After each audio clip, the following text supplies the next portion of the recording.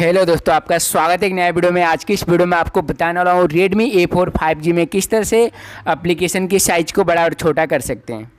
आपको आ जाना है मोबाइल की सेटिंग में और सेटिंग में स्लाइड करके नीचे आना है। होम स्क्रीन के फाइल के अंदर आपको ओपन करना होगा।